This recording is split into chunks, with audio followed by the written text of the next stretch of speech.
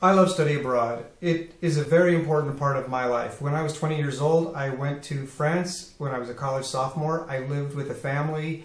They took great care of me. They became very close. I have been in touch with them ever since. And recently I went back to France. I was able to connect with them. I stayed with them for several days, hung out, drank some good wine, and had a great time. It was fantastic. So study abroad was important to me. It was not only fun, but I also went on to improve my French. I went back to France, lived in Grenoble, was a teacher there, and then became a high school teacher of French for a while. An enormously important part of my life.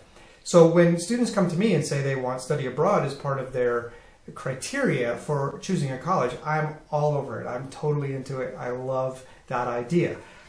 However, not all study abroad is great. The most recent Chronicle of Higher Education, April 17th, 2015, came out with an article, Study Abroad Could Be So Much Better. And you know it could. And aside from the reasons that this article states, which I think are really great, I'm going to give you 3 of my own that are important, especially when you're choosing a college. The first thing to remember, though, before getting into these reasons, is that as so much else with higher education, money is a driver. The fact is that study abroad really isn't that expensive, as it turns out.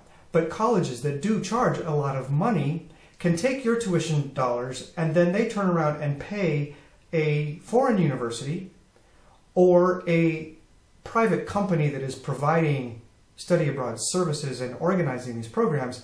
They buy that for much less than the money they're taking in from your tuition. So the difference between what they pay and what they're taking from you is profit. So just be careful of that as you're looking at study abroad programs, and remind yourself that it's not all just academic rigor and academic helping you to expand your mind. The university has an interest in you going abroad because they make some money off of you. But the 3 things I want to talk about are, start with academics. I like programs that are faculty driven and that have faculty oversight at the university. I think it's very important that the study abroad not be isolated in some random office somewhere on the campus as a profit center for the university, but it is more important that those study abroad programs be integrated into the majors, into the academic program, and that faculty members actually be involved in creating and evaluating these programs as they go along. So be on the lookout for programs that do send their own faculty from the university that you plan to attend to the foreign country with you. I think those programs can be much more academically rigorous. And speaking of rigorous for the program, I think it's important to look at the courses that you actually would be taking with this study abroad program. You know, if you're studying at a university in another country, it could be great, but often even those universities will designate courses for the foreigners that you can take, you know, that they do cheaply, that aren't even perhaps even full-time faculty members at that foreign university that you will attend. I want to look for a course that is not just an introduction to Australian culture. I want to look for something that is related to the major, related to what you're studying, that has a little bit more academic depth to it, that like the ones that you would take on your own campus, at least as rigorous as those. The third thing I recommend when I'm talking to students is to look for programs that have enough length. The trend is to shorten the length of time that students are studying abroad, and you'll find interterm programs and spring break programs that are only a week long that will give students quite a bit of credit, academic credit at the university. But you know, 1 week of studying in Austria is really not going to give you much insight into Austrian culture, Austrian life.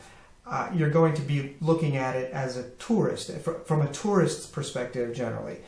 There are some exceptions to that. Colorado College, for example, they have their block system, 3.5 weeks. That's 1 full course for them. So some of their blocks are overseas, or portions of their blocks may be overseas as a component of an entire course. So there are some exceptions to that rule of length, but I really recommend that if you're going to really learn something abroad, not just be abroad and study abroad, but actually learn something about the place where you're going, you need to spend more time there. 10 weeks, 15 weeks, a semester at least, sometimes a year, that would be great. But that's, of course, much more of a commitment. Finally, because I began my study abroad by language learning, I do want to say that you don't necessarily have to do language learning, especially at the lower levels of the language, the more basic fundamentals of the language. You can learn those much more efficiently by studying abroad on your own, perhaps enrolling in a foreign university in one of their foreign language programs, or going to a language center in another country where you would live with a host family and you would study 4 or 5 hours a day at least, and really immerse yourself in that language and that culture. If you're interested in that, look at the National Registration Center for Study Abroad. That's nrcsa.org.